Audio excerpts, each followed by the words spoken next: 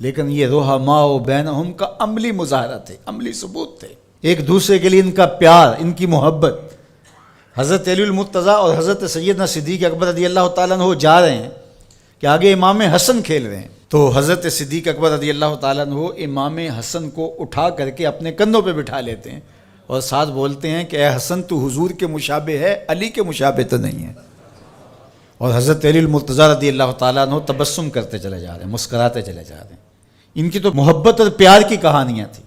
تو کہ نہ شناسی خفی راز جلی ہوشیار باش، اے گرفتار ابو بکر و علی ہوشیار باش۔ اقبال نے کہا تو خفی اور جلی کو نہیں جانتا، جو باریک جال بچھائے گئے ہیں سازشوں کے تو ان سے آگاہ نہیں ہے۔ ابو بکر و علی کو آپس میں مقابل کھڑے کرنے والے سوچ اسلام کے خلاف گہری سازش ہے۔ مجھے بتاؤ کہ اگر حضرت سیدنا صدیق اکبر اور دیگر اصحاب کو جو حضور کی تربیت کا جوہر تھے ان کو غلط ثابت کر دیا جائے تو پھر یہ کس پہ حرف آتا ہے؟ حضور کی تربیت پہ حرف نہیں آئے گا؟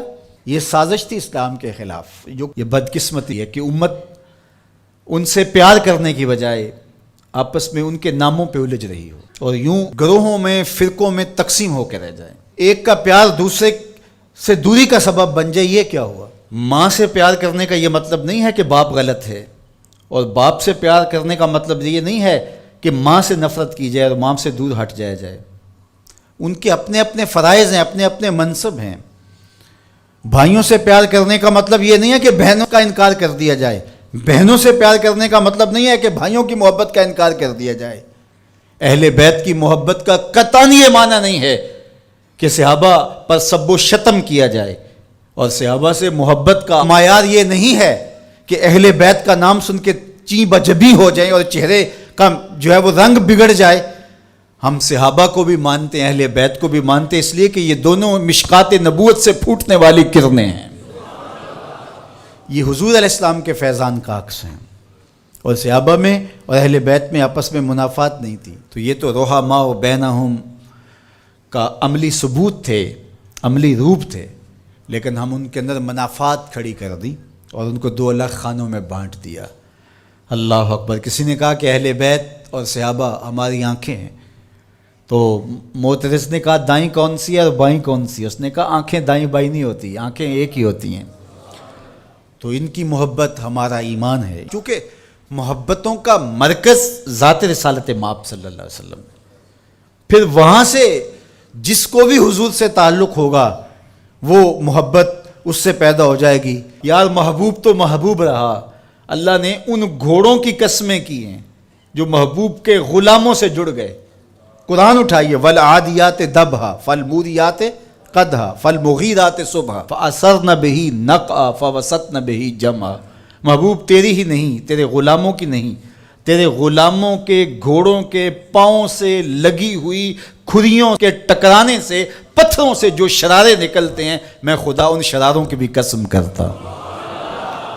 محبوب تیرے غلاموں کے گھوڑوں کے پاؤں کے ٹکرانے سے جو گرد اڑتی ہے، اڑتی ہوئی دھول کی بھی قسم کرتا ہوں، اور ان گھوڑوں کے سینوں سے جو آواز نکلتی ہے، میں رب ہو کے اس آواز کی بھی قسم کرتا ہوں۔ اور تم الجھے ہوئے ہو یہاں ابو بکر و علی میں۔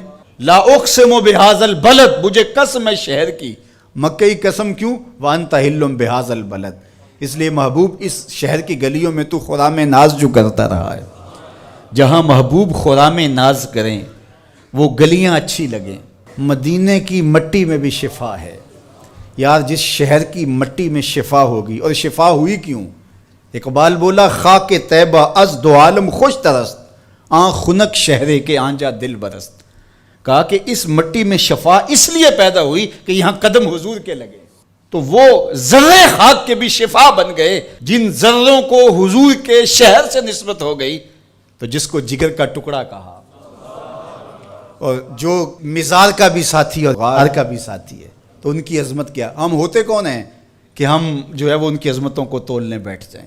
ہماری اوقات، ہماری حیثیت کیا ہے کہ ہم ان کی جو ہے وہ عظمتوں پر بات کریں جن کی عظمتوں کو سمجھنا ہمارے بس کا روگ ہی نہیں ہے۔ ہمارے لیے اتنا کافی ہے کہ حضور کی آل کو بھی سلام، حضور کے اصحاب کو بھی سلام، اور ان کے لیے دلوں میں معمولی سا غبار اور میل بھی جو ہے وہ ایمان کی پونجی لٹ جاتی ہے۔ یار نو میلی اکھ نہ ویکھی متا مرسیں کافر ہو کے۔ کبھی بھی اپنے آپ کو ایسی بحث کے اندر شامل نہ کرنا جس کا نتیجہ بے ادبی تک پہنچتا ہو۔